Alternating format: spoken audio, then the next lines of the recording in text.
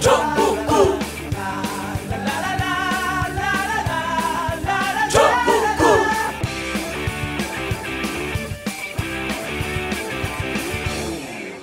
단 하나의 정통 정치 팟캐스트 정봉재 정국구 시작하겠습니다. 자, 오늘 함께 하실 분 최강욱 변호사는 어제까지 나왔는데 오늘 수요일, 오늘은 또 사정이 있어서 또 빠졌습니다. 이제 5월에는 안 빠지고요. 4월 대선 기간은 다들 바빠 뭔지. 자, 그래서 오늘 패널이 아니라 게스트 최강욱 땜빵, 최강욱 1년 후배 전라고 박시영 부대표 자리하셨습니다. 네, 반갑습니다. 윈지코리아 컨설팅의 박시영입니다. 예, 맨날 패널로 가다가 이게 또 게스트로 가다가 네. 고정 패널은 또 말을 좀 짓게 해야 되는데 말 짓게 하면 못 버티잖아, 당신도. 아니에요, 아주 행복합니다. 추임새만 넣으면 될 것 같은데. 요즘 죽겠지, 너무 여기저기 뛰니까. 조금, 예. 몇 군데 뛰어요? 아니, SBS 라디오, TBS 품격시대, 또 전국구. 일단 3개 고정으로 뛰는 거야. 예. 또 MBC. 뭐 뉴스공장. 예, 또 SBS 뉴스공장. SBS인가요? TBS. TBS 예. 뉴스공장. MBN. 뭐 그렇습니다. YTN은요? YTN 그만뒀어요. 그만뒀어요? 예. 6군데. 야, 그 회사에서 월급 줘요? 예? 회사에서 월급 줘요? 그래도 월급은 주던데요. 예, 회사 홍보한다고? 아니, 뭐 회사 뭐 제가 역할을 많이 하니까요. 예. 은근히 이제 깔때기를 또 드리네. 길 가다 이렇게 사인해달라는 사람 없어요? 아예 없어요. 왜 그러세요? 왜 그걸로 또 저를 보내려고 하세요? 아니, 왜 박시영이 제일 정확하다. 그래서 소문이 쫙 났는데. 아니, 그 일부 사람들 얘기입니다. 일부 사람들이요? 예. 사인해달라는 사람 없어? 네, 없습니다. 음식점 가면 공짜로 밥 주는 사람 없습니다. 자, 그리고 오늘 주제에 맞게 독설닷컴? 네, 예전에. 예. 지금은 안 해요, 그거? 가끔 합니다. 예, 네. 독설닷컴 대표죠. 그 대표까지. 예. 대표는 좀 직원이 있어야 대표 아닌가요? 혼자 직원하고 대표하고 다 하는 거지 뭐. 예? 네, 뭐 대표입니다, 그럼. 예, 독설닷컴 대표 시사인 기자 고재열 기자 자리하셨습니다. 네, 안녕하십니까. 예. 자, 잠시 전화 말씀 듣고 본 방송 들어가겠습니다. 자, 조기숙 교수가 이번 대통령 선거 앞두고 신간 냈죠. 왕따의 정치학. 노무현 대통령이 왜 죽음으로 몰려갔는가. 북 콘서트를 개최합니다. 왕따의 정치학. 26일 수요일 바로 오늘이죠. 저녁 7시 30분 청담동 89-10 벙커에서 개최됩니다. 조기숙 교수님은 6시 30분 미리 오실 예정이니까요. 사인 받을 분들 미리 오셔도 됩니다. 그리고 요즘 풍성교육이 잘 안 했는데 대통령 선거 때문에 신경 쓰여서 스트레스 받아서 머리 빠진다는 분들 많이 계시는데요. 다음 카페 풍성교에 방문하셔서 풍성해 줄 수 있는 방법과 만나시기 바라겠습니다. 일단 믿어보시면 됩니다. 자, 그리고 전국구 벙커 대관문의, 벙커에서 하는 실속 있고 알찬, 그리고 낭만 있는 하우스 웨딩 문의, 그리고 전국구 광고 문의는 02948-1519, 02948-1519로 해주시기 바라겠습니다. 엄마! 가글 했는데 입에서 뭐가 나왔어! 그거 올리덴탈 체크 가글이라 그런겨. 지금 쓰고 있는 가글 사용 후 확인해 보셨나요? 무색소, 무알콜, 무계면 활성제의 올리덴탈 체크 가글은 쉽게 나온 입안의 이물질을 눈으로 확인할 수 있습니다. 딴지마켓에서 판매 중입니다. 엄마! 가글 했는데 입에서 뭐가 나왔어! 그거 올리덴탈 체크 가글이라 그런겨. 지금 쓰고 있는 가글 사용 후 확인해 보셨나요?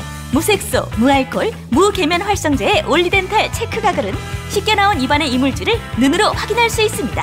딴지마켓에서 판매 중입니다.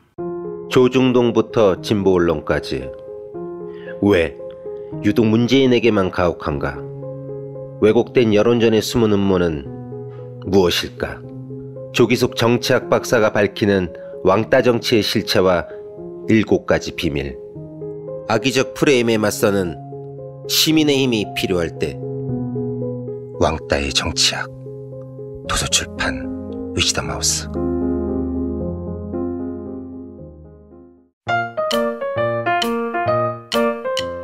보험 모두 다 가입하고 계시죠? 그런데 잘 계산해 보셨나요? 아마 그렇지 않았을 겁니다. 하지만 따져보세요. 조금만 따져보면 훨씬 큰 도움이 됩니다. 정봉주의 전국구가 신뢰하는 마이보험 체크. 이미 가입한 보험이나 신규 보험도 가장 좋은 조건을 체크해서 찾아드립니다. 인터넷에서 마이보험 체크를 검색하세요. 전화 문의는 1800-7917, 1800-7917. 마이보험 체크. 간단하지만 재테크의 첫걸음입니다.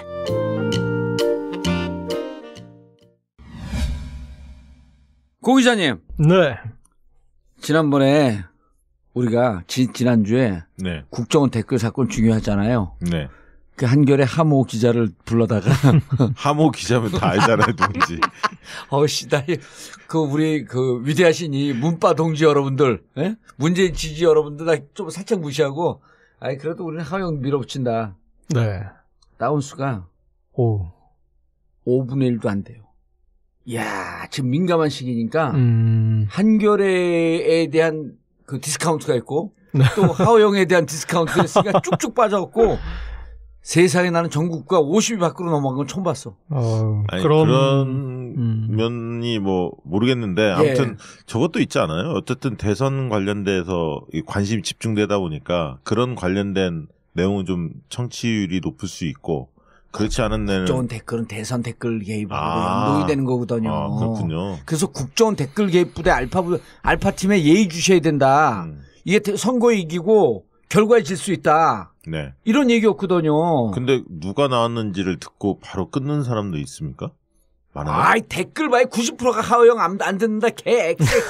한결에 살벌하더라고. 네, 하영을 2번 죽이세요. 저를 겁주는 거 같은데. 그래서 기록을 깨는 건가? 알지. 그래서 이제 이게 선거 때니까 그 전에는 우리 청취자분들이 좀 싫어도 네. 또 내용이 좋으니까 듣고 그랬는데 지금 선거 때니까 민감해서 그냥 나도 좀 비겁하게 편승을. 저도 좀 그 편승에 좀 업혀가겠습니다. 아니 이게 시류라고 하는 거는요. 네. 정말 좋은 용어로 트렌드에 맞게. 좀 보름만 좀 시류를 좀 타겠습니다. 예. 저희도 너무 아파요. 원래 우리 다 사실 그쪽 지지자들 아니에요? 저는 뭐 중립을 지키겠습니다. 근데 이상하게 나는 해가 뜨면 비리비리 하다가 저녁에 달만 뜨면 이렇게 쌩쌩해. 술 생각나서 그런 거 아니에요? 그래갖고 오늘 두고 그 김모식이 아저씨가 자체 발광을 못하고 해처럼 태양처럼 자체 발광을 못하고 달처럼 반사빛이다. 돌아온 사람? 돌아온. 이제 좀 이따 우리가 얘기했는데 그분이 그런 얘기할 때 나는 너무 행복하더라고. 왜? 난 달빛이 좋거든. 그 엄한 길 걸으시는 분 말씀하시는 거죠? 엄한 길 걷는 게 아니고 그래도 김 조각 씹으면서 엄한 길 걷는 사람이에요. 자, 안철수 검증하자. 우리가 문재인 검증은 워낙 보수 언론에서 많이 하니까 그건 니들이 해라. 네. 그럼 우리는 여기저기 조각조각 나온 안철수 검증을 한번 하겠다. 심지어는요, 채널A 갖고 내가 안철수 검증 제대로 해야 된다. 네. 안랩 그거 복잡한 것 같지만 BBK를 풀어서 쓴 사람 아니냐 내가. 안랩 내가 풀어서 얘기해주마. 그래갖고 내가 외부자들에서도 어제 외부자들 방송에서도 안랩을 털었어요. 왜? 이건 반자본주의적 범죄이기 때문에. 그 안랩에 대해서는 그렇게 비유를 하면은 청취자분들이 쉽게 이해를 할 것 같은데요. 네. 이번에 시사인에도 이종태 기자가 안랩 BW에 대해서 기사를 썼는데 이 기사를 이건희 회장한테 들려주면 병상에서도 벌떡 일어날 기사다. 그럼요. 왜냐면 안철수 대신에 이건희라는 이름을 딱 넣으면 더 했거든. 싱크로율 100%. 더 했거든. 더 했어? 예, 더 했어요. 중요한 건 더 했습니다. 그래서 이거는 이건희 회장이 2009년 고발당하고 사건은 이제 이게 언제 1999년으로 흘러가죠. 99년. 95년서부터 했고 그렇죠. 99년으로 흘러가는데 2000년에 고발해서 2008년, 2009년에 그 법정 판결을 받죠. 네. 징역 3년, 집행유예 5년. 그리고 이건희 회장이 이 선에서 물러난 정도의 어마어마한 사건이에요. 이거하고 똑같은 사건이야. 다만 더 심해. 강도가 나 심한 거 오늘 고지열 기자 입을 통해서 처음 들었네. 이제 그런 이제 아까 비교 포인트 말씀해 주셨는데 이제 예. 그게 이제 중요한 비교 포인트고 그리고 제가 이제 저는 경제 기자가 아니니까 예. 일반인의 입장에서 이해를 했어요. 예. 그러니까 한번 또 이제 그 크로스 체크도 해주시고요. 그렇죠. 예. 그러니까 신주 인수권부 사채 관련된 문제인데 그 얘기를 먼저 할까요? 아니면 다른 얘기를 먼저 할까요? 요 얘기가 지금 너무 언론에서 안 하고 있어요. 그러니까 TV 토론에서도 안 나오고 있고 왜냐하면 어렵다고 생각하는 이분이 거예요. 재벌 개혁을 하고 어떤 여러 가지 그런 부분에서 지금 특히 이 경제 부분에서는 가장 기대를 모은 후보인데 이 부분은 정말 짚고 넘어가야 된다라는 생각이 들어서 이제 저는 이거부터 얘기를 하고 싶은데요. 예. 그 전에 네. 박시영 부대표님. 네. 안철수 하면 무슨 이미지가 떠오르죠? 대중이 그 국민들이 가장 좋아하는 이미지는 예. 안철수 지지율을 실제로 조사를 해보면 또 이거 여론조사 전문가 있었구나. 예. 깨끗한 이미지, 예. 정직한 사람, 그리고 신뢰가 간다, 새로운 정치, 새롭게 할 것 같다, 예. 신선감, 이런 이미지들이 있습니다. 근데 국민의 로망, 이 자본주의 사회 로망이 된 건 그분이 자수성가해서 노력해서 돈을 벌었고 일가를 꾸렸다. 네. 이 이미지도 있죠. 강하지 않나요? 아이, 그러면 있죠. 예. 그런데 이제 우리가 오늘 안랩 얘기를 하면 네. 이분이 돈을 폭발적으로 재산을 늘린 게 안랩을 통해서입니다. 네. 그런데 안랩이 사실은 아주 성실하게 열심히 자수성가하면서 재산을 증식했다라기보다도 무언가 자본주의 허점, 자본주의 기법을 써서 어찌 보면 이건희 회장과 유사한 범죄적 행위에 근접할 정도의 의혹을 받으면서 재산을 폭발적으로 키웁니다. 네. 그러니까 마법을 부린 거죠. 마법을 부린 건데 대단한 거 아닙니까? 마법 부리면. 아니죠. 근데 그게 예. 자본주의 사회에서는 안 될 일을 하죠. 그래요? 회사에 손해를 끼치면서. 그렇죠. 회사에 손해를 끼친 걸 전문용어로 뭐라 그러죠? 배임. 배임. 그리고 이미 이 건으로 이건희 회장은 형을 받았어요. 네. 유사한 건으로. 심지어 저는 이건희 회장이 99년 2월에 네. 이 일을 하거든요. 예. 그 에버랜드 갖고 장난을 친단 말이에요. 근데 이분은 99년 10월에 시작해요. 근데 이 안랩의 2대 주주가 삼성 SDS야. 삼성이 이 기법을 알려준 건 아닌가 하는 의혹까지 들더라고. 의혹은 군데군데 숨어 있습니다. 예. 예. 근데 이제 이 얘기 들어가시죠. 예. 쭉쭉 들어가세요 그냥. 그냥 간단하게 얘기하면은 신주 인수권부 사채를 회사가 안철수 대표에게 발행해 준 거잖아요. 근데 가장 간단한 개념으로 신주 인수권부 사채는 이제 신주를 인수할 권리를 주면서 돈을 빌리는 건데 그러면 방점은 돈을 빌리는 데 있어야 되잖아요. 회사가 돈이 필요하니까 돈을 빌린다. 예. 그리고 신주를 인수할 수 있는 권리를 덤으로 준다. 그게 예. 점이잖아요. 예. 예. 회사에 필요가 있어야 되고. 설명 잘하네. 그렇죠. 그런데 이 사안을 들여다보면은 주식을 주는데 포인트가 가 있는 거예요. 돈을 빌리는 건 핑계고 왜 돈을 빌리는 게 핑계냐? 당시 안랩이 폭발적으로 성장을 해서 수익이 폭발적으로 늘어난 시점이에요. 예. 그러니까 이 수치로 봤을 때도 돈을 빌릴 어떤 맥락이 형성이 안 되고 첫 번째, 두 번째는 99년 그때 매출이 3.7배가 늘고 예. 회사의 순이익은 6배가 폭증할 때예요. 그렇죠. 예, 그리고 재밌는 게 그 돈을 빌렸는데 1년 만에 다시 회사 갚아요. 예. 1년 만에 갚고 누가? 회사가. 예. 그리고 회사가 빌렸다 안철수한테 다시 갚어. 3억 그렇죠. 4천을. 예. 그걸 1년 만에 갚고. 돈이 필요가 없었네 진짜.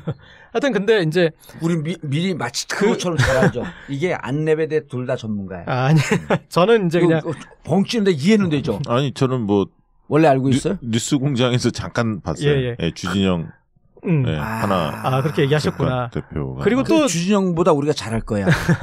우리는 이제 일반인의 시선으로 이해하니까요. 나는 3학년 2반 출신이고 여긴 1반. 잘 들어옵니다. 아니 졸지 말라고. 그리고 이제 또 삼성하고 늘 비교를 해야 되는데 삼성은 3년 만기로 빌려요. 예. 그래서 이제 3년 만기고 이율이 8% 정도였어요. 그리고 안랩에서는 20년 만기로 빌려요. 근데 이제 무슨 얘기냐면 20년 만기 25억을 빌리는데 이율 10%를 미리 감안해서 선이자 떼고 예. 선이자 떼고 3억 4천만 안철수의 당시 대표에게 빌린 거예요. 근데 간단히 얘기하면은 3억 4천 빌렸는데 20년 뒤에 25억을 주는 거예요. 안철수한테. 그렇죠. 왜냐면 이자 미리 다 뗐으니까. 그렇죠. 예. 그러니까 그거 자체로도 우리가 아무리 당시가 99년이니까 지금이 뭐 이율이 달라도 이해하기 쉽지 않죠. 그리고 박 부대표님 이해가 되세요? 네? 이해가 돼요?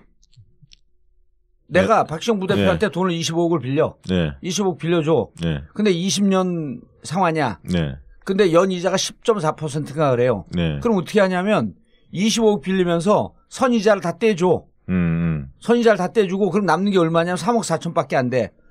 25억 주식을 살 수 있는 권한을 주면서 실제 돈은 3억 4천 가져오는 거야. 그러니까 여기에 포인트는 뭐냐면 25억 주식 사는 권한을 주기 위해서 예. 25억 빌리는 걸로 하기 위해서 3억만 3억 그렇죠. 4천만 땡겨오는 거예요. 삼성도 그거를 그렇게 못했어요. 3년만 했고. 예. 그러니까 회사 돈은 넘치는데 25억에 해당하는 주식을 주기 위해서 야 너한테 25억 빌렸다 치자. 3억만 가져와. 3억 4천. 왜냐면 10.4%가 10.5% 복리. 10.5% 복리야 또? 예. 다 뛰니까 3억 4천밖에 안 되는 거예요. 네. 25억 권한을 주면서 3억 4천 가져와. 심지어 이 몇 개월 전에 삼성도 3년, 불과 3년으로 하고 8%. 예. 8%로 했었습니다. 그런데 그 삼성보다 더 했고요. 예. 그래서 그러면 삼성이 만약에 안철수 안랩처럼 했다면, 예. 그러면 이제 어떻게 되냐면, 당시에 이 삼성에서 했던 금액이 230억 원어치였습니다. 예. 그게 이 한 주당 7,150원에 이 230억 원어치 살 수 있는 그 권한을 이제 줬었는데 주식을 살 수 있는 권한을 이거를 안철수식으로 환산하면 그리고 그때도 이제 나중에 이제 더 얘기가 나오겠지만 문제가 됐던 거는 7,150원에 살 수 있는 권리를 줬는데 그때 시장가가 14,000원. 5만 5만 5천에서 5만 6천 원. 삼성. 예. 삼성 같은 경우에. 예. 그래서 이제 그게 이제 어떤 그런 이거는 범죄다. 그렇게 됐는데 너무 싸게 살 권리를 줬다 그랬는데 이 삼성을 안철수식으로 환산하면은 851억 원이 됩니다. 230억 원어치가 아니라 그러니까 지금 그러면은 간단히 얘기하면은 이재용 부회장이 지금 구속될 이유가 없어. 당시에 완전히 그렇게 일거에 훨씬 더 많은 금액을 이렇게 갖게 돼서 이런 이제 지배 구조를 이렇게 빨리 확립했을 테니까 여기까지 문제도 발생하지 않을 때 삼성도 감히 못했던 어떤 그 비율인데 일단은 이제 그 비율에서 그렇게 했죠. 예. 그러니까 25억의 주식을 살 수 있는 권한을 주면서 20년 상환 조건. 그러니까 선이자를 10.5% 복률해갖고 닥닥닥 다 띄워버리니까 3억 4천만 나한테 주면 내가 실질적으로 박시영한테 25억 빌린 택이 되는 거예요. 그 주주들이 동의했다면서요? 주주들은 2대 주주가 2대 주주가 누구냐면 23% 안랩에 23% 갖고 있었 안철수가 39% 갖고 있었고요. 2대 주주가 삼성 SDS가 23% 갖고 있습니다. 그리고 산업은행 파견이사가 15.4%예요. 2대 주주가. 그리고 전체 그때 주주는 총 몇 명쯤 됐을 것 같아요. 주주총회에서 의결한 거거든 이게. 뭐 대여섯 명 되지 않았을까요? 6명. 6명. 그 사람들 명단 공개해도 지금도 공개를 안 해요.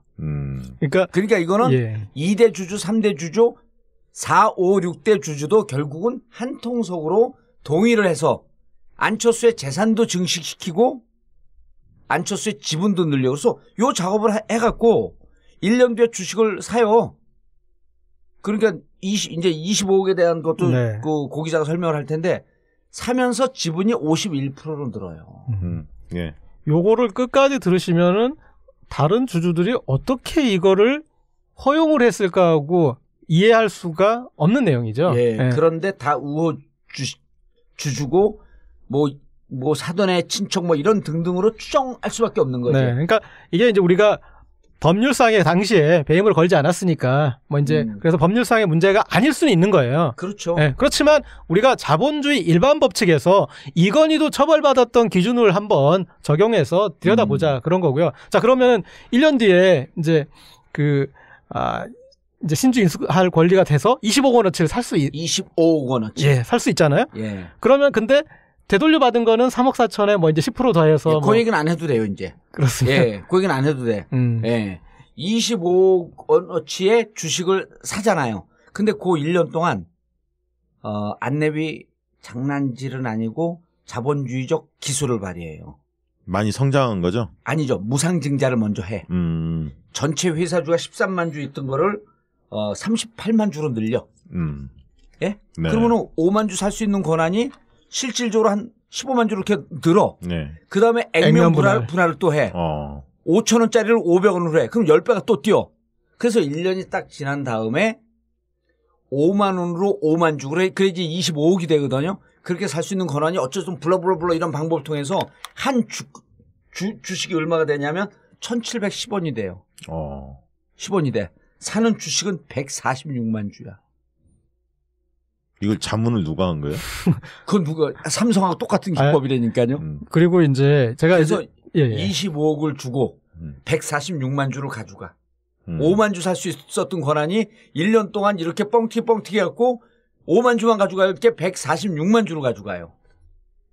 여기서 그리고 제가 지적하려고 했던 게 그거예요. 뭐냐면 자 3억 4천을 빌려줬고 뭐 10% 해서 뭐 받아 어쩌고 저쩌고 해서 뭐 그래도 4억도 안 되고 25억어치 주식을 살 돈은 없는 거잖아요. 안철수 당시 대표에게. 그러면 돈이 없었지. 돈이 비잖아요. 그럼 20억 원 정도, 20억은 넘는 돈이 필요하잖아요. 주식을 살려면. 그 돈이 어디서 왔을까? 난 그거 몰랐는데. 그렇죠.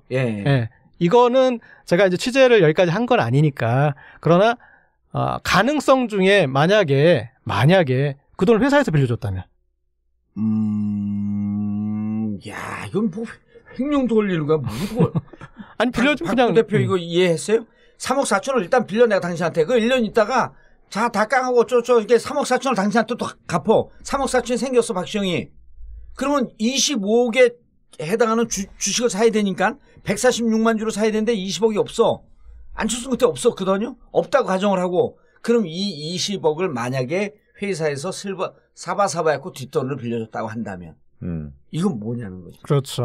그러니까 그 부분에 대한 아직 그러니까 거기에 대한 이제 설명이 아직 없으니까. 그러니까 제가 만약에 이거에 대해서 눈빛만 보면 거의 확신하는 것 같은 눈빛인데 아니, 검증을 한다면 저는 안철수 후보에게 물어보고 싶어요. 근데 20억은 어디서 나셨냐고. 그리고 아까 이제 지금 말씀하셨듯이 그 기간 동안에 무상증자와 액면 분할을 해서 주가는 1710원으로 살 수 있는 주식의 수는 146만 1988주. 예, 146만 주. 이게 관훈 토론이나 이런 데서 한 번도 물어본 적이 없나요? 우리처럼 쉽게 설명하는 사람들이 없어요.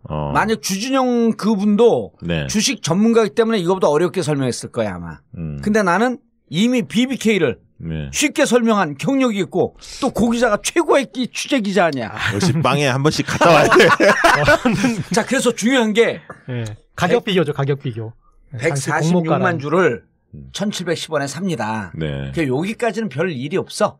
일단 지분이 51%가 됐어. 근데 그 다음에 2001년 9월 이 작업이 언제 들어갔냐면요.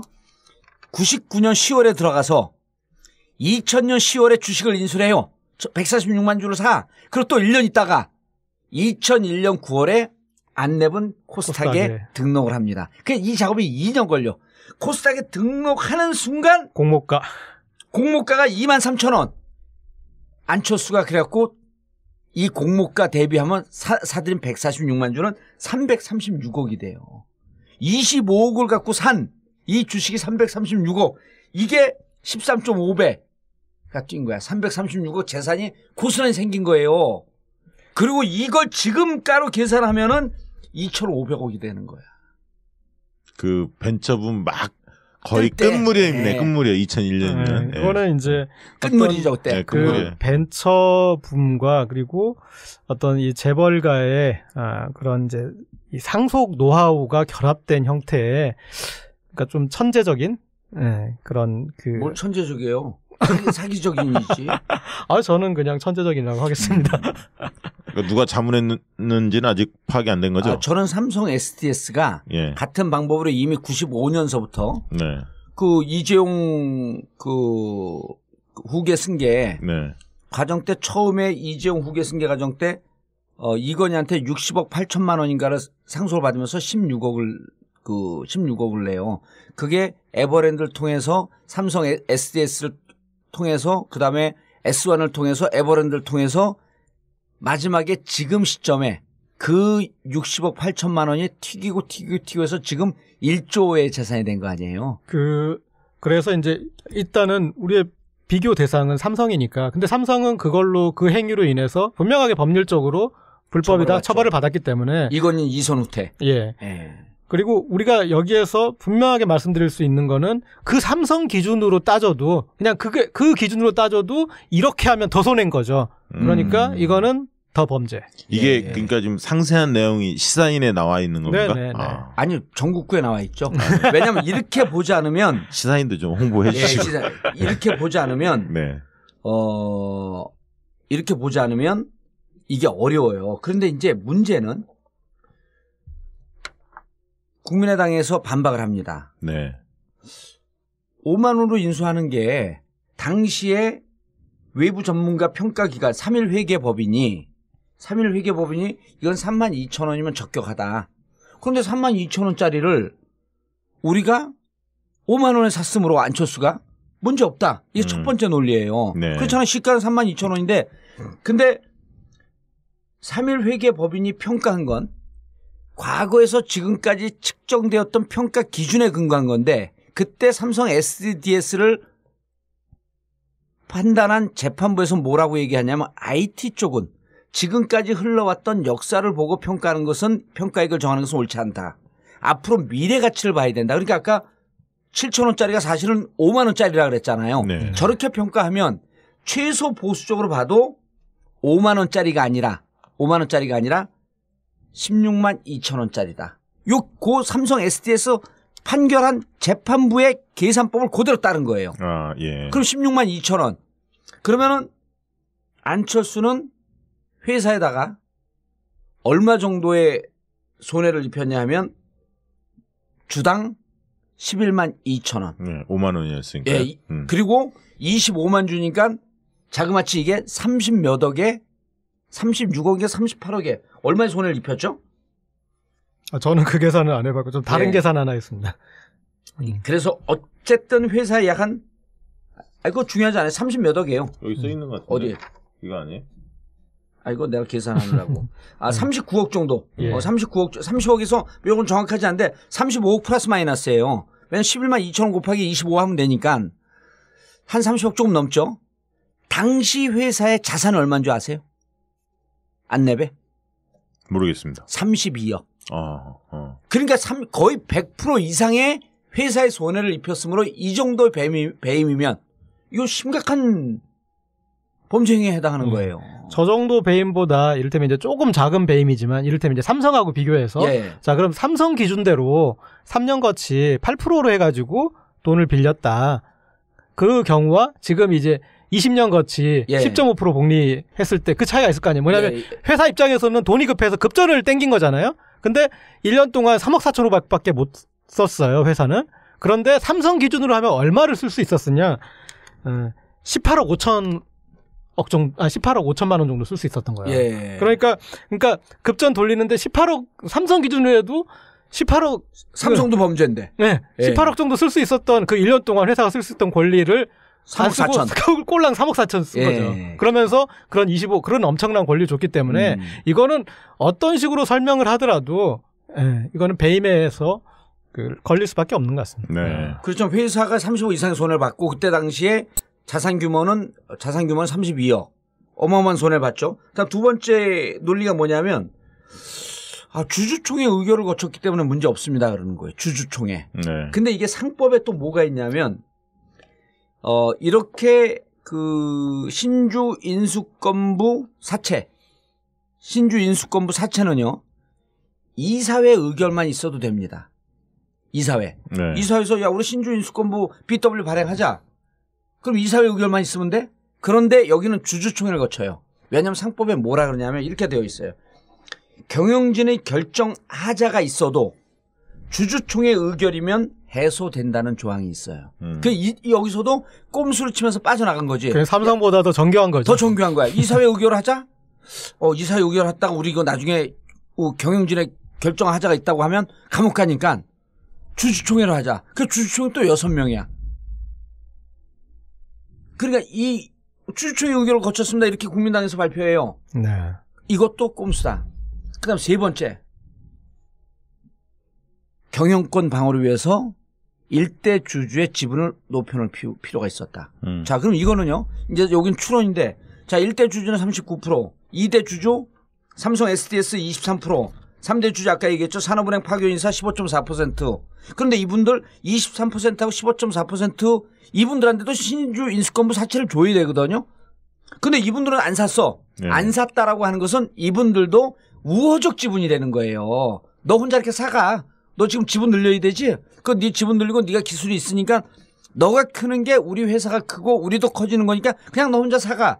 우호 지분이에요. 그렇게 보이는데? 네. 그렇게 보이죠. 네. 그러니까 이런 상태에서 경영권 방어를 위해서 지분을 올려야 된다? 이건 지분과 코스닥 2001년 9월 코스닥 등록을 앞두고 2년 전서부터 작전이 들어간 거죠.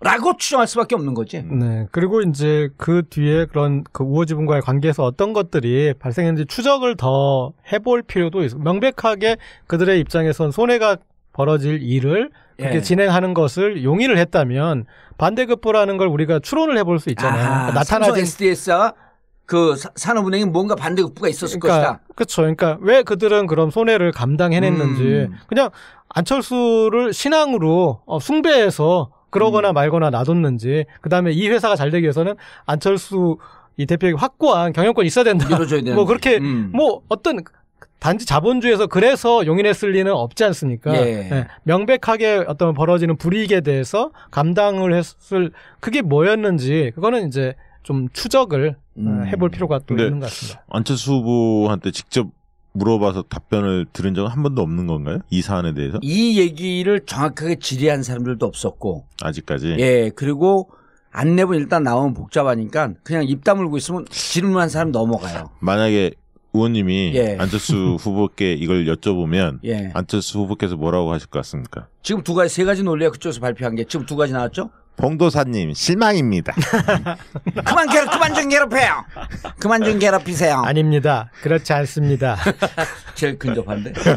자, 그래서 이거 당에서는 재윤경 의원이 보도자료를 냈고요. 네. 그다음에 박범계 의원이 보도자료를 냈는데 그걸 보다 보면요. 사법고 싶어도 더 어려워. 일단 어려워. 근데 우리 얘기 쉽잖아요.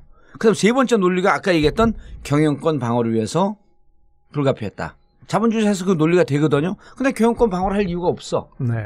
그러니까 근데 이게 그 마지막 부분 그 안내비 설명하는 부분이 나중에 이제 위법성 부분을 예. 어떤 본인들이 방어하는 논리는 될 수 있습니다. 그렇지만 자본주의 일반에서 주식회사 법인의 일반 법칙에서 이거는 사실의 게임이에요. 그냥 사실에서 배임인 거예요. 배임이에요. 네. 회사 자산 규모만큼 손을 미쳤는데 네. 그리고 이분들이 하나 내는 논리가 2012년에 강용석 전 의원이 문제제기 했다는 거예요. 그 공소권 없으면 결정이 났다는 거야. 왜 공소권 없으면 결정 난 줄 알아요? 공소시효가 지났으니까. 그리고 이거는 큰 회사 규모가 아니고 당시 벤처가 뜨고 만약에 이게 재벌이었으면요. 중간에 참여연대나 시민사회운동단체 뭐 경실련 이런 데서 분명히 문제제기하고 고발을 했죠. 근데 조그만 그 중소기업이거든. 네. 당시에는 아무도 관심을 갖지 않았어요. 그때 안철수라고 하는 인물이 뭐 백신 V3를 냈는지 어쩐지 그래도 사회적으로 오히려 저런 사람들 주식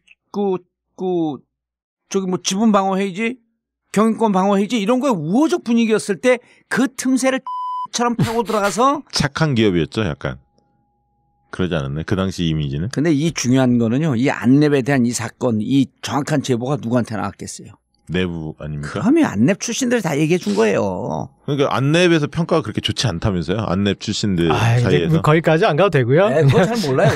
근데 오늘 기쁜 소식이 있어요. 무슨 14만 몇천 원까지 올라갔던 안랩이 8만 원 떨어졌다. 8만 대로 또 반토막 났어요. 홍주표 씨가 얘기했다면서. 홍주표 후보가 그 얘기를. 예, 아니 실제로 그래갖고 내가 오늘 점검하고 나왔죠. 떨어졌습니다. 네. 그 떨어진 만큼 보수표가 자기한테 온다. 예. 홍준표 후보가. 논리가 거품이 까졌다. 그런데 이제 그런 거는 홍준표식 논리도 그건 옳지 않아요. 왜냐면 안랩에 투자한 사람들은 정말 건전하고 합리적인 이성을 갖고 있는 대한민국 국민들이거든요. 그 사람들 주당 6만 원씩 손해봤어요. 집에 가 막 그냥 두둑에 맞을 판에 그걸 갖고 낄낄거리면서 그 표 나한테 온다. 이건 잘못된 거죠. 홍준표도. 안랩은 안철수 지지가 빠짐에도 불구하고 안랩은 버텨줘야 돼요. 이거는 안철수가 배임한 것과 여기 투자한 주주들과 무슨 상관이 있습니까? 그게 반자본주의적 범죄에서 안랩에서 오히려 안철수로 축출해버려야지. 지금 축출됐나? 아, 지분을 가지고 계신 분인데. 예. 자, 이제 요거만 가지고 또 얘기하기 좀 다른. 예, 다른 아니, 걸로. 다른 거로 했는데 안랩 얘기 다 끝났어요? 뭐 제가 이제 저는 그 경제 전문 기자가 아니어가지고. 난 경제 전문 정치가도 아닌데. 예. 자, 요쯤 되면 난 근데 진짜 의혹이 가는 게 삼성 SDS거든요, 이게. 그러니까 그 디자인 이건희가 문제됐던 게 삼성 SDS에 삼성 SDS가 다 작업한 건데 삼성 SDS가 여기 지분을 갖고 삼성 SDS가 99년 2월에 문제가 됐던 게 99년 10월서부터 작업이 들어갔는데 이건 나는 기술자 이 기획을 한 쪽에는 삼성이 컨설팅했을 가능성이 무척 높다고 보는 거예요. 뭐 만약 그렇다고 한다면 이런 분들이 정권을 잡는다. 그럼 삼성으로부터 자유로울 수 있을까? 일단은 최순실 씨 국정농단 사건에서도 보면은 그 최순실 씨의 금고직이라고 했던 그분은 삼성분은 아니지만 그분과 이제 아주 결정적으로 관련 있던 분들이 독일에 있는 삼성물산 삼성 출신들 아닙니까? 법인 그쪽 뭐 지사장이나 그런 사람들이잖아요. 그런 일련의 사람들이 그렇게 있었고 그다음에 어떤 식으로든 이 다른 대기업에서는 그런 사례가 없었지만 삼성만 역외금융 형태로 그쪽으로 이제 최순실 씨를 지원하다가 문제가 생긴 거잖아요. 빌엑스포스. 네. 78억. 예. 그런 식으로. 그래서 그런 이제 삼성 출신들이 이런 모르겠어요. 그러니까 그들의 어떤 머릿속에는 이런 게 금융공학이라고 생각할지도 모르는데 그렇죠. 그러니까 최순실 씨 국정 사건도 결국 그런 결정적인 다른 데 대기업은 강요죄 프레임으로 볼 수 있지만 삼성만은 뇌물죄로 볼 수 있었던 게 바로 그런 기술을 부린 거였잖아요. 예, 그런 부분들이 여기에 이제 이 안랩 BW 문제에서도 그런 유사한 문제의식을 우리가 삼성 SDS가 있기 때문에 이제 느낄 수가 있다. 근데 저는 이게 그냥 삼성과의 이건희 관계뿐만으로 그치는 게 아니고 이거 원조 범죄 행위가 있어요. MB의 BBK하고 똑같은 형태입니다. MB의 BBK도요. 결국은 주가 조작을 해서 그건 완전 범죄 행위거든요. 근데 그것보다 조금 그레이드는 떨어지지만 자본주의 시장에서 주식을 갖고 대주주의 지분을 올리고 대주주의 재산을 증식하는 과정에서 회사에 손해를 끼친 이건 반자본주의적 범죄거든요. 미국 같게 되면 엄청난 형을 받는 거예요. 배임 횡령은. 그렇죠. 그러니까 배임 횡령 그다음에 그 복식부기 이런 건 미국에 막 400년 300년 받는 거예요. 반자본주의적 범죄는 심각한 거거든. 그리고 이걸 갖고 우리한테 자기의 이미지를 미화시켰던 거 아니야. 만약 이렇게 한 것이 법적으로 문제가 없지만 우리 마음속에 도덕적 공소시효는 영원한 거거든요. 지도자에 대해서. 일각에서는 그런 얘기도 하더라고요. MB가 서울시장 재직 시절에 그럼 2002년부터죠. 2006년까지. 그렇죠. 2002년서부터 2006년까지. 그때 안랩이 잘 나갔다. 뭔 관계 있는 거 아니냐. 누가 뭐 그렇게 이야기하던데 이런 것은 뭐 규명된 게 있나요?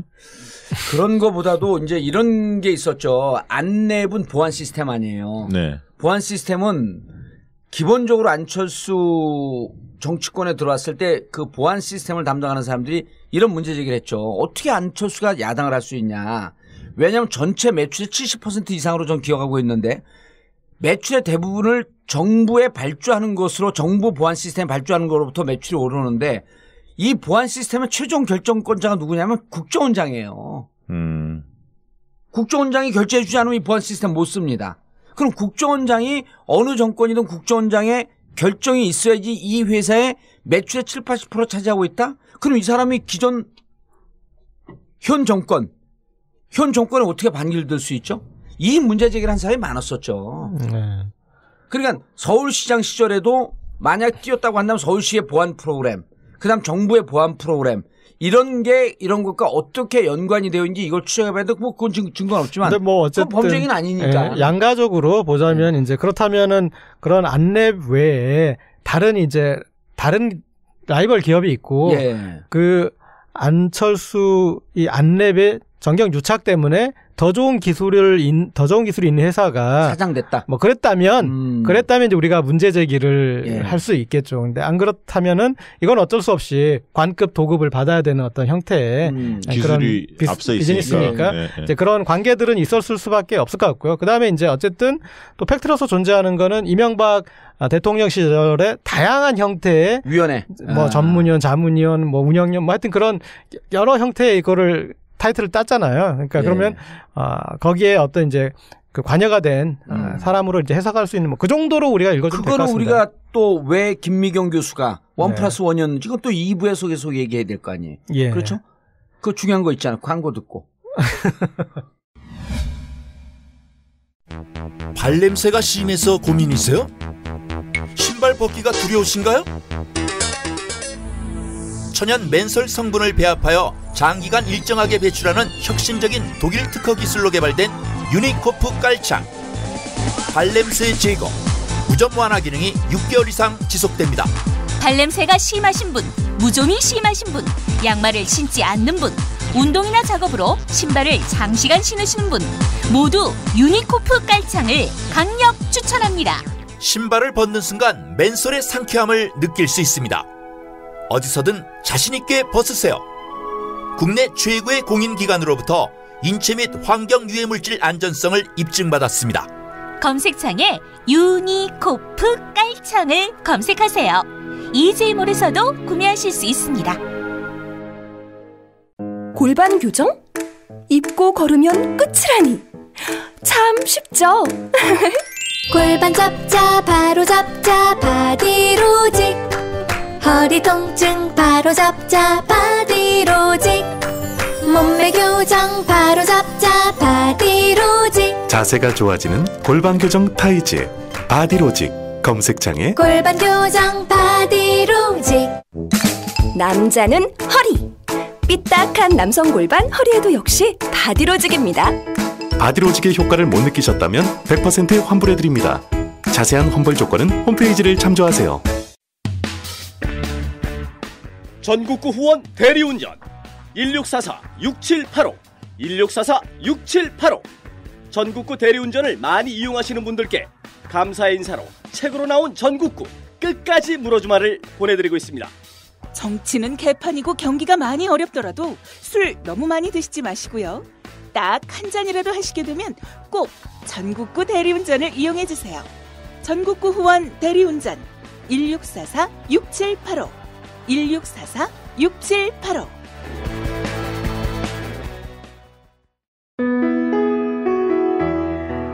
경제가 점점 더 어려워지면서 꽃 쓸 일도 많이 사라지고 있습니다. 하지만 입력해두시고 반드시 필요할 때 이용해보세요. 좋은 사람과 플라워 1566-3528 1566-3528 전국 1,500개 작은 영세꽃집들이 전국구와 함께 뭉쳤습니다. 국가조차 포기한 서민들의 삶 손잡고 극복하겠습니다. 1566-3528 1566-3528 좋은 사람과 플라워 함께 손잡은 우리는 하나입니다. 자, 그런데 고 기자님, 네. 이거는 그 대선 때 이슈를 이렇게 묻을 게 아니고 대선 끝나고도 확실하게 보내기 위해서 계속 그 기사 추적을 해야 되지 않을까? 뭘 보내요? 예? 뭘 보내요? 나를 보내겠습니까? 그러니까 일단은 이제 우리의 어떤 경제제도 근간이 주주자본주의지 않습니까? 주주자본주의가 옳으니 그러니 그런 이제 논란도 있지만 우리는 회사의 주식이 주인이 주주고 그 주주의 손해를 끼치는 행위에 대해서는 예. 우리 경제 근간을 흔드는 거기 거죠. 때문에 대주주 이익을 위해서 다른 주주의 피해를 준 거에 대해서는 상당히 지금 이제 그 계속 다양하게 그런 스킬들이 개발되니까 법이 계속 그렇게 하지 못하도록 쫓아오고 있지 않습니까? 그런데 그런 그 결정적인 행위를 안철수 후보가 했다면 이 사안에 대해서는 나중에 명명백백히 밝혀져야 되고 그래서 그 뒤에 우리 주주자본주의의 어떤 큰 원칙을 지키기 위해서 확립을 해야죠. 이건. 저는요, 네. 제 주장의 설득력인지 한번 두 분 들어보세요. 저는, 성범죄 무척 심각하거든요. 성범죄는 한 개인, 가족의 인생을 송두리째 부숴버립니다. 예. 근데 자본주의 시장에서 주가와 관련된 주식시장 반자본주의적 범죄는요. 수십 수백 가구를 일거에 멸망으로 몰아넣습니다. 그래서 저는 주장이 성범죄 공소시효 없애야 된다. 특히 아동 성범죄 공소시효 없애야 된다. 네. 똑같이 예. 반자본주의적 배임 횡령 탈세는 좀 괜찮습니다. 탈세도 안 되지만 배임 횡령죄는 그다음 복식부기 이런 거는 나는 자본주의 사회에서 공소시효 없애야 된다고 주장을 해요. 네. 2022년 대선 공약입니까? 아니 왜 나 방송인을 그런 데다 몰아넣습니까? 예? 실망입니다. 악의 구렁텅이는 몰아넣죠. 그만 좀 괴롭히세요. 그 아까 그 이제 그래서 네. 그거 정리하면 예. 이 자본주의적 범죄의 공소시효를 없애면요 소급 적용할 수 있죠. BBK. 그다음 안랩. 예. 나 이거 조사해야 된다고 봐요. 예. 이때 얼마나 많은 회사에 투자한 사람들이 손해를 받겠어요? 얼마나 많은 막 자살한 사람들도 있다는 거 아니에요? BBK는? 예. 그래서 이런 범죄는 공소시효를 없애고 그다음에 반민족적 독재 부역 이런 것도 공소시효 다 없애야 돼. 그리고 역사를 추적하자 이거예요. 사면하는 건 없애면 안 될까요? 복권 사면 대박이다. 그리고 돈 먹지 않은 건 빨리 사면해줘야지. 그러면 회사가 왜 회사가 사회가 왜 이래 회사. 안철수 후보 아까 이제 그 세 가지 이제 그런 반박 논리가 있었는데 예. 저는 그냥 만나면 딱 한 가지만 묻고 싶어요. 예. 회사에 손실을 끼쳤습니까? 안 끼쳤습니까? 그것만 물으면 되죠. 고재일 기자님 실망입니다. 오늘 그거만 하기로 했어. 자, 또 김미경 교수. 원플러스 원은 꼭 해야죠. 예. 그게 이런 것 같습니다. 그러니까, 그게 이제 뭐 그렇게 바람직한 건지 모르겠지만 대선 후보 가족을 둘러싼 네거티브 전국의 큰 대척점이, 이 문재인 후보의 아들에서 처음엔 안철수 후보의 딸인 줄 알았는데 딸이 살짝 이렇게 잘 예봉을 피했는데 안철수 후보의 부인이 정면으로 맞았죠. 네. 그리고 어떤 그 이제 보좌진 갑질 논란으로 우리 사회에서 가장 지금 터부 시대고 금기 시대는 그런 이제 갑질에 대해서는 사과까지 예. 할 지경으로 갔고 그 다음에 이제 지금 논란이 되는 게 1+1 채용이냐 이제 그 부분인데 저는 이 가족 네거티브 국면에서 이 문재인 후보 아들 문제하고 안철수 후보 부인 문제가 대척점에 있는데 이게 어떤 차이가 둘이 있느냐 가장 제가 봤을 때 결정적인 차이가 있습니다. 무슨 차이요? 아들과 딸이란 차이? 아니 아들과 부인이란 차이? 어떻게 하셨어요? 실망입니다. 자, 아들의 문제는 어쨌든 지나간 과거의 문제예요. 그런데 부인의 문제는 앞으로 문제. 우리가 지금 박근혜 최순실 뭐가 문제였죠? 1+1의 문제였고요. 그리고 지금 그 갑질 논란이 일 정도로 이분이 성격이 강하시구나 라고 느꼈어요. 그거 어떻게 알았어요? 취재했어요? 어쨌든 강하신 분이고 그리고 심지어 안철수 후보가 지금 뭐 결혼한 지 20년이 넘으시는 분인데 한 번도 밥줘라는 말을 못 해봤다고 그랬잖아요. 네. 근데 어쨌든 이런 강한 분이고 그 모르겠어요. 그 부분을 그 부부 평등한지 모르겠지만 이 안철수 후보 부인의 발언권 입김 세겠구나. 국민들이 우려하는 지점에서 1+1이 이렇게 이제 이렇게 나오면 이리가 또 대통령을 한 명 뽑았는데 2명을 섬겨야 되는 그런 국면이 되지 않을까. 그 부분에 있어서 국민들은 박지원 상황론 이것도 상당히 뭐 이야기 많이 회자되지 않았습니까? 딱 꽂혔죠. 그다음에 이제 말씀하신 대로 그 부인 문제, 김미경 여사 이 문제까지 좀 같이 보는 것 같아요. 이게 이제 한 분이 아니라 두 분일 수도 있는. 1+2. 그렇죠. 예, 하나 샀는데 2개 줘. 야, 그거 좋네. 그리고 막 지지율 올라갈 것 같아. 김미경 교수 그럼 1+ 채용 문제는 제가 간단하게 정리할게요. 이건 사실은 이제 문재인 후보 아들 문제하고도 비슷한 양식인데 뭐냐면 의혹일 뿐이더라도 어떤 이 맹점이 있냐면 사실은 남는 거거든요. 그러니까 문재인 후보 아들 문제에서 사실인 그분이 어쨌든 그런 공기업에 취직을 했어. 그리고 그 수장은 어쨌든 아버지 밑에서 일했던 적이 있는 사람이고, 그리고 여러 가지 면에서 상당히 어떤 혜택을 보고 이렇게 나갔어. 그냥 사실로 존재하는 거예요. 예. 그러니까 의혹을 다 빼더라도 사람들은 그 사실이 싫어. 서울대 들어간 거. 아니 저기 지금 문재인 후보 아들 얘기인데 문재인 이를테면. 후보 아들. 그런데 의혹을 다 빼더라도, 그리고 이제 문재인 후보 아들도 나중에 이제 채용에 대해서 그 아들이 문제 있는 건 아니지만 그 채용을 한 당사자들은 문제가 견책을 받았잖아요. 그런 거는 정보원이 사실로 존재하는 거예요.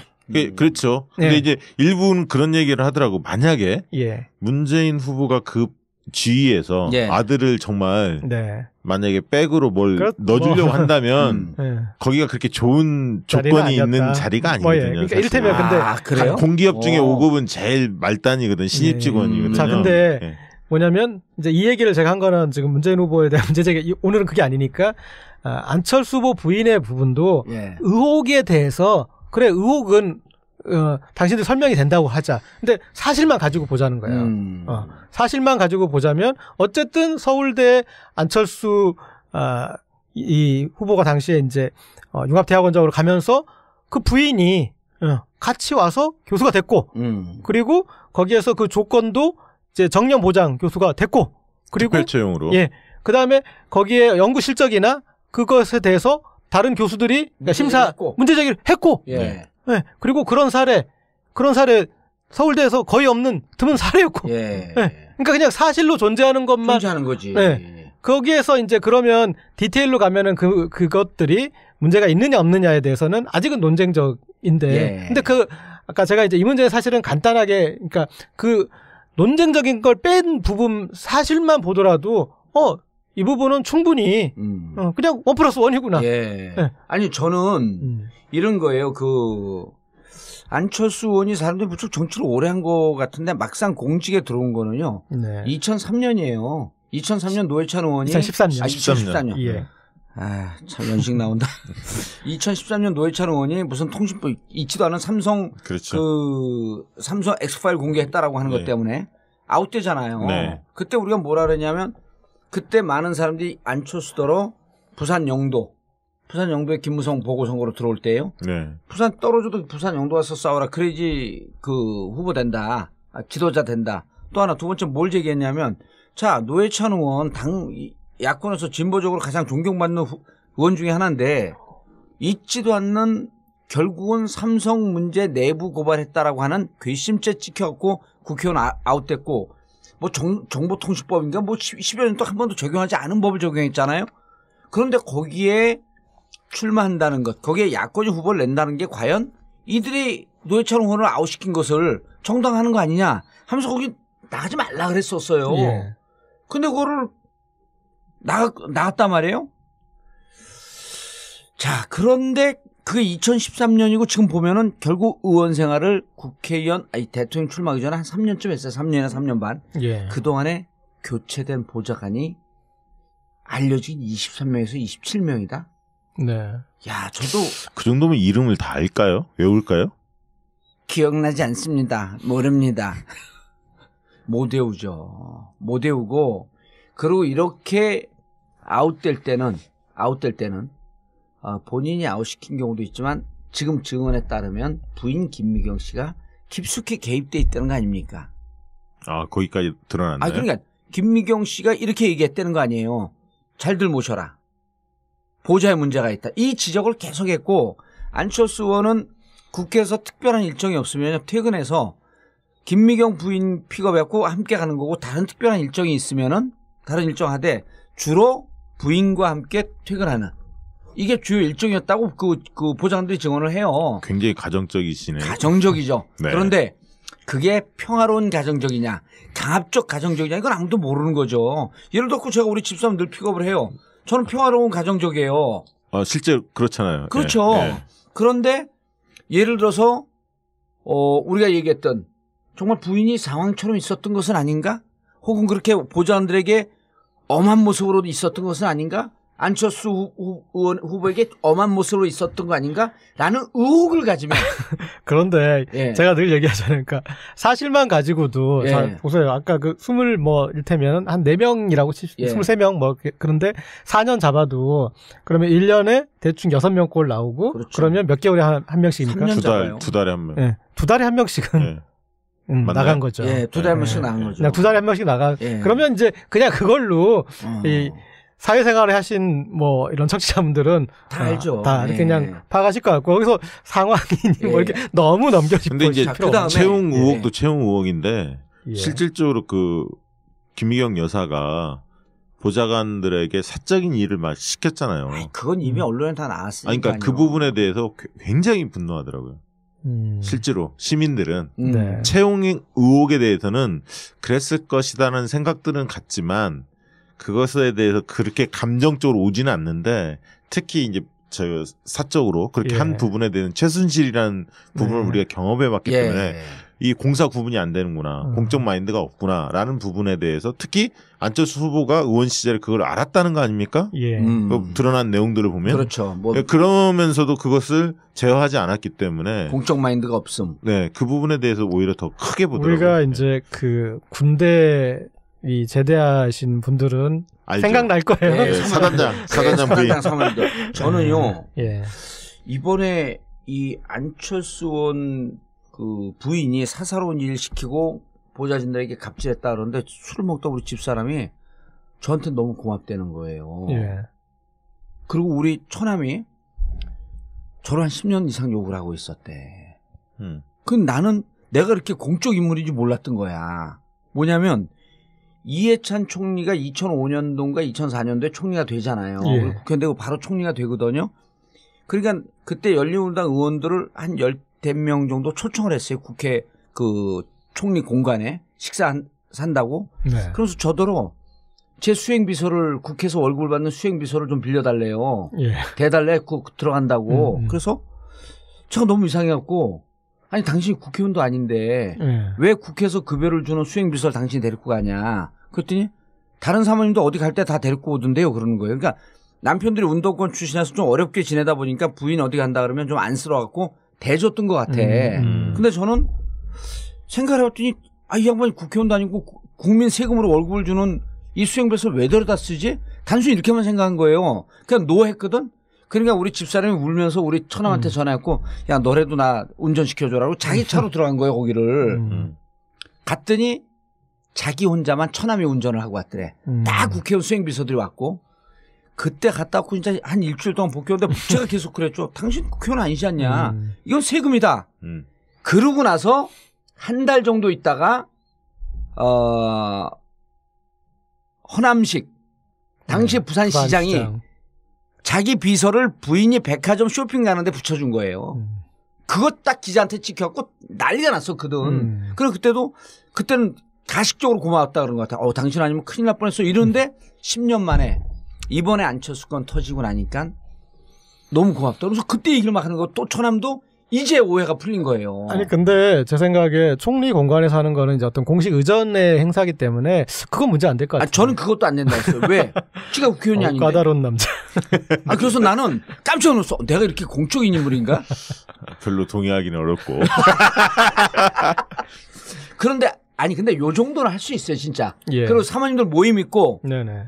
그 사모님도 공식 모임들이 있거든, 당에서 하는. 그럴 때 갈 수 있어. 예. 제가 이제 좀 까탈스럽게 한 건데 이건 뭐 시장 봐라. 그다음 저 뭡니까? 인감증명도 알아. 인감증명도요 될 때가 있어. 국회의원 국회 뭐 등록할 때 예. 의원이 필요한 인감증명인데 바빠고 못 뛸 때 대리 나가서 뛸 수 있고 그건 돼. 그런데 이게 사사로운 내가 예를 들었고 무슨 주식 사고 어쩌고저쩌고 회사 집계하는데 인감증명 필요하니까 뛰어라. 이건 안 되는 거거든. 그래서 참 우리나라 문화가 그런 데 있어서 정말 후진적인 것 같아요. 제가 이렇게 군대를 저는 카투사로 미군 부대에 근무를 했는데 거기 이제 일테면 식당에서 밥을 먹을 때 한국군 이렇게 뭐 이제 일테면 뭐 소령 대위 그런 사람들이 오면은 식판을 이렇게 사병들한테 줘요. 밥 받아오라고. 예. 네. 그래서 사병들이 그 밥 받으러 줄 서고 있으면 우리나라 장교들? 예. 예. 그럼 미군은 중령 대령들이 식판 들고 서 있어요. 그러면 정말 가서 그 식판으로 내가 저 한국군 소령대위들 이렇게 대가리 한번 후리고 정말 어디 영창이라도 갈까 그 생각 들 정도로 정말 한심해 보이더라고요. 그들이 뭐라고 표현했을 텐데. 아니 근데 어쨌든 자 이거 팩트만 보더라도 안철수 김미경 부부 1+1 채용 의혹을 사람들이 모르는 사람도 있는데 모르는 사람도 있습니다. 그리고 이걸 분명한 팩트를 갖고 어디 갖고 누가 뭐라고 얘기하면 얘기를 해줄 수 있는 근거가 돼야 되는데 자 공교롭게도 안철수 후보가 단국대학교에서 89년서부터 91년 2월까지 전임 강사를 합니다. 91년 2월에 그만둬요. 그만둔 그 다음 달에 김미경 부인이 의대 조교수로 옵니다. 단국대. 그 시기가 안철수 후보가 그만두는 그 다음 달에 와요. 아 무언가 얘기가 됐는가 하는 이런 의혹인데 여기까지는 잘 몰라. 근데 카이스트에 2008년서부터 2011년까지 기술경영대학원 석좌교수로 있습니다. 안철수 후보가. 근데 김미경 부인도 2008년서부터 2011년 기술경영전문대학원 부교수 겸 의과학대학원 부교수로 있습니다. 있는 시기가 똑같아요. 그러니까 이때 내가 카이스트에서 나 필요로 했으니까 같이 가는 걸 요청하지 않았을까? 하는 이런 의혹이 들어요. 이때도 확신이 안 서. 그런데 서울대. 이번에 이제 본격적인 문제가 된 서울대 2011년서부터 2012년 융합과학기술대학원 이때 안철수 후보가 막 왕창 떴을 때거든요. 그래서 융합과학기술대학원 원장으로 가는 것도 실검이 일주일 내내 막 1위서부터 11월 오락내락 할 때예요. 잘 나갈 때. 그런데 그 같은 시기에 부인이 의과대학 법의학교실 교수가 됩니다. 근데 이때도 법대 놓다가 법대서 안 되니까 노회 그러니까 다른 데로 갔다가 의대 가니까 의대서도 안 되고 새로운 학과를 만들었다는 거 아니에요? 생명공학인지 이게 보면은 그러니까 청취자분들이 이해하기 쉽게 표현하면은 그 안철수 후보는 서장훈이야. 서장훈인데 팀 이적할 때마다 그러니까 서장훈 옆에 이상한 선수까지 계속 달고 계속 이동하는 거죠. 원래 이제 고등학교 때 유망주가 대학을 농구 선수 갈 때 끼어 팔기 하거든요. +2. 한두 명 데리고 들어가거든. 3명, 2명, 3명 데리고 들어가요. 그러니까 어쨌든 팩트로서 존재하는 게 카이스트와 서울대 이동할 때 이 부인이 같이 이동을 했다. 그게 이제 어떤 사실로 존재하는 거죠. 그리고 이제 여기서 디테일로 들어가면 문제가 이제 3가지 정도가 나오는데요. 자, 여기서 이제 이 의과대학 김미경 교수가 들어오는 이과에서 교수를 채용하겠다라고 하는 계획이 수립된 건 4월 19일서부터 4월 21일입니다. 2011년. 그런데 3월 30일 사전에 지원을 해요. 이거 이해돼. 왜냐하면 유망한 교수면은 미리 갖고 얘기를 해요. 우리가 계획 수립이 됐으니 준비하셔라. 그리고 어쨌든 분명한 게 미리는 하는 거예요. 재직증명서, 그다음 박사학위 증명서를 3월 22일. 미리 끊죠. 계획 수립 한 달 전에 끊어요. 그럼 우리가 당신 스카우트 하려니 좀 준비하세요. 이거 이해가 되거든요. 근데 안철수 계획은 3월 18일 날 계획이 떨어지고 안철수 계획 떨어지고 안철수 접촉을 했겠죠. 그러니까 어쩔 수 그러다가 느닷없이 부인이 막 지원서를 써. 이상해 그거는. 근데 이제 두 번째부터는 문제가 발생이 되기 시작하죠. 당시 6월에 인사회의를 합니다. 회의가 2차례 걸치는데 회의라고 보면 문제 제기를 해요. 1차에서 그래서 안 돼. 2차 인사위원회에서 14명 중에 8명이 찬성을 하면서 돼. 그러니까 심사위원 중에 한 명이 양심에 걸려서 난 못 믿겠다는 사퇴를 합니다. 그래요? 요게 이제 두 번째 문제인데 이건 피할 수가 없어. 세 번째 문제는 뭐냐? 당시 정년보장이죠? 그렇죠. 그러니까 1+1+ 알파. 그렇죠. 정년보장 정교수를 뽑는 데는 뭐가 있어야 되냐면 국제 연구 무슨 논문이 있어요. SCI급 연구 실적. 이게 국제 학술제 내는 거거든요. 이게 기본적으로 200점이에요. 200점 이상이어야 되는데 여기는 100점이야. 그러니까 이 문제 제기를 하는데 이 규정도 2010년에 하도 이거 갖고 장난질을 쳐대니까 학보사에서 문제 제기를 갖고 2010년에 바뀌어요. 이게 강화됐는데 같은 시기에 비슷한 직급으로 특채되는 교수가 6,000점짜리가 있어요. 네. 근데 그 교수는 6,000점임에도 불구하고 SCI급 논문 점수가 6,000점임에도 불구하고 정년 보장이 아니라 그냥 정교수가 됩니다. 김미경 교수보다도 그레이드가 떨어지는. 그러니까 이런 걸 어떻게 설명할 거냐는 거야. 그렇죠. 설명하라는 거 이거를 당당하면. 전국 그 교수협의회 이런 거 없나요? 옛날에 있었던 것 같은데. 민교협. 예, 민교협도 있고 교수협의회도 아마 있을 것 같은데. 그런데 성명 안 나오나? 이미 이건 교수들이 입장을 밝히라고 계속 그 인사위원회에 있던 교수들이 입장을 밝혀라, 해명을 하라, 이래 학교에다 욕을 한 거예요. 아니 옛날에는 한참 그 민주화운동 할 때는 교수들이 이런 문제들이 만약 있으면 성명 내고 막 그랬잖아요. 예. 해봄직한데. 예. 어쨌든 뭐 김미경 교수도 나름 능력도 있고 역량도 있으실 분인지 모르겠지만 어떤 그 카이스트와 서울대를 움직이는 과정에서 우리가 충분히 문제 제기를 할 만한 그런 행보가 있었다라고 볼 수 있을 것 같습니다. 예. 야, 근데 이거 봤는데 내가 아까 조금 두리뭉술하게 얘기했는데 200점이 넘어야지 이 교수 심사를 하게 되어 있어요. 근데 100점짜리 원서를 넣은 거야. 네. 예? 그러니까 예를 들어 이런 거거든요. 연대 그 넣을 때 예를 들어 몇 등급 이상만 이렇게 지원할 수 있는 규정이 있잖아요. 2등급까지 혹은 연대는 1등급이 1등급만 뭐 요거 1등급만 놓으라. 이게 지원 자격이거든요. 네. 근데 3등급이 넣은 거야. 근데 합격을 한 거예요. 1등급은 대기 합격이고. 뭐 이걸 설명을 해야 될 거 아니야, 이거를. 그 뒤에 거기에 뭐 이렇게 뭐가 또 어떻고 어디에 뭐 책을 내고 뭐 아마 그런 걸로. 아니 사실 안철수 후보하면 예. 공정사회를 굉장히 키워드로 많이 강조하신 분이거든요. 예. 사실. 그렇지 않습니까? 그동안에. 네. 공정이란 키워드를 많이 강조했는데 이걸 보면 좀 그 말이 좀 무색해지네요. 예. 근데요, 정말 또 골 때리는 게 있어요. 자격 그 점수가 100점밖에 안 되거든? 근데 논문을 냈는데 추가 논문, 뭐 다른 논문이라고 그랬잖아요. 그것도 예. 밝혀줘야 돼. 추가 논문을 냈는데 뭘 냈냐면요. 신문 기고문. 그러니까. 신문 기고문이 봤습니다. 뭐냐면 융합시대를 살아갈 학생들에게. 조선일보에. 칼럼이에요. 그것도 조선일보야. 그 다음 두 번째가 뭘 냈냐면 창업 가이드북. 창업 가이드북은 놔두네요. 요 두 개를 추가 점수를 해갖고 넣은 거예요. 그러니까 교수들이 보고 기겁을 한 거지. 이게 뭐냐 도대체. 이거 심사할 수 없다. 그래서 2차에서 간신히 해갖고 통과하는데 합격되고 난 다음에 심사위원 한 명이 사퇴를 하는 거 아니에요. 그러면 이게 우리가 지금 이번 토론에서 나왔던 갑철수 MB 아바타 예. 이걸 좀 정리해 볼 필요가 마지막에 좀 있지 않아요? 갑철수 하면 그럼 근거가 지금 몇 가지 나온 거예요? 보좌진 갑질한 거예요. 네. 이것도 자기를 필요로 하는 회사에 가서 그 학교 가서 갑질한 거죠. 그다음에 천안함 그 희생자 무역 참배 당시에 예. 유가족한테 자리 비켜달라고 해서 좀 논란이 됐죠. VIP 온다. 그러니까 그거 가짜 뉴스라고 처음에 치부했잖아요. 예. 근데 그래서 그 나중에 밝혀졌죠. 사과했고. 예. 예. 그런 게 있었고 또 뭐가 있나요? 갑철수? 이게 대표적인 거죠. 이만큼 살다가 이만큼 당신 이만큼 하면 당신 사형이야 사형. MB 아바타는 또 근거가 뭐예요? 뭐가 있는 거예요 도대체?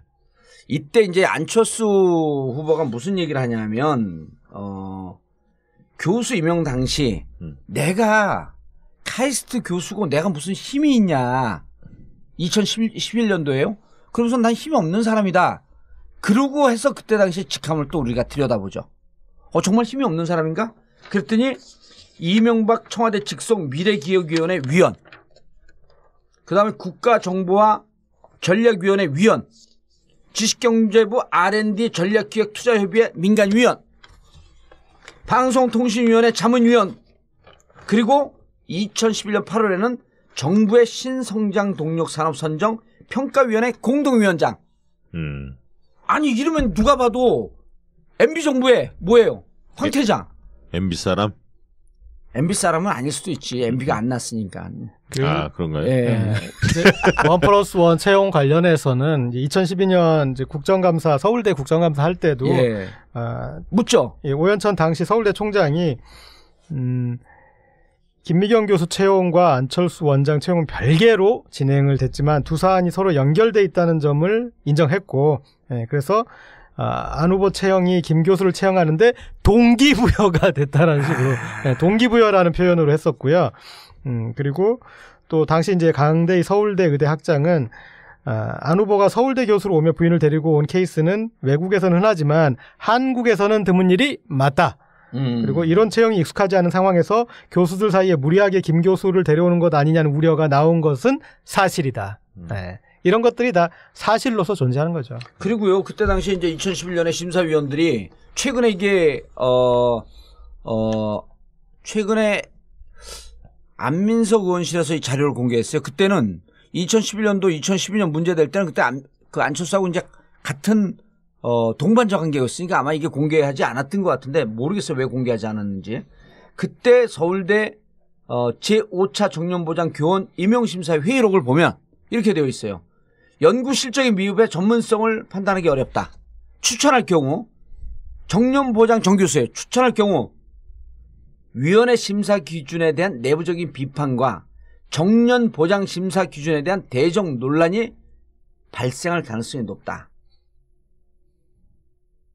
그리고 이는 연구 실적이 미흡한 심사 기준에 맞지 않는 사람을 임용해서는 안 된다는 심사위원들의 자기 고백이 나온 거예요. 그럼 왜 채용했습니까? 이런 사람을 물어야 될 거 아니에요. 그리고 당신은 이렇게 멀쩡한데 그리고 아무 권한이 없다 그러는데 MB정부의 직책이 5개야. 묻고 싶지 않아요? 공적 마인드가 없는 사람인 것 같아요. 일단 뭐 맑은 영혼을 가진 사람이라고 보기에는 좀 석연치 않은 부분들이 맑은 많이... 영혼은 저기 최순실 씨가 좋아하는 아니 옛날에 아니, 제가 맑은 영혼의 소유자라 그랬거든요. 그래. 낙검수 때 그 들어갔고 그게 아니야 옛날에 저 참여정부 때 예. 이호철 민정수석 나중에 했던 분 국정상황실장 했던 예. 그 양반이 원래 이제 맑은 영혼 뭐 이런 얘기 나왔었죠 옛날에 노무현 대통령이 그런 얘기 했었죠. 예. 안철수가 맑은 영혼이라고? 아니요. 어쨌든 지금 나온 이런 얘기는 이게 우리가 팩트에 기초하고 얘기한 거 아니에요. 네네. 안 그러면 고재열 기자 감옥 가요. 난 한 얘기가 별로 없어 오늘 기억이 안 나. 저는 더 조심스럽게 했는데. 원래 진행자가 다치는 거예요? 그래요? 그러면 정권이 바뀌어도? 가본 사람이 더 가봤다. 알겠습니다. 오늘 제기했던 이 비판, 특히 안내 부분, 그리고 이 김미경 씨 건도 사실은 꼼꼼하게 안 나왔어요. 네. 얘기들이 이 부분에 대해서 안철수 후보가 밝히지 않으면 만약에 뭐 그럴 일은 없지만 자기한테 유리하게 돼도 이거는 두고두고 문제가 될 거죠. 그리고 저는 이번에 정권이 교체가 되면 특히 반자본주의적 범죄, 배임 횡령, 그다음 복식 부기 이 부분에 대해서 나는 공소시효를 없애는, 공소시효를 영구화하는, 그리고 그것은 소급 적용하는 2000년 이후에. 네. 그러면 2000년 이후에 그럼 BBK 들어가나요? 안 들어가나? 2022년에 하실 일이 많네요. 예. 2022년에 전 방송해야죠. 그때까지 6년 앞으로 5년 나오네 방송하려면. 60 넘어가잖아요 그때는. 무슨 60이에요? 이제 방송 쉬실 나이 아니에요. 그 댓글 봐요. 박시영 개 셔쉬 그러고 정봉주 나이 얘기 좀 그만. 직접 쓰신 거 아니에요? 나는 사실은 댓글 달 줄 몰라요. 동생 뽑혀갖고. 알겠습니다. 안철수 후보의 검증. 문제될 거 있나요? 고재열 기자님. 저는 그 이번 대선이 국민들이 이런 것까지 다 또 감안해서 판단을 내리실 것 같습니다. 알겠습니다. 정봉주 전국구 마치겠습니다. 감사합니다. 네, 감사합니다. 1, 2, 3, 4.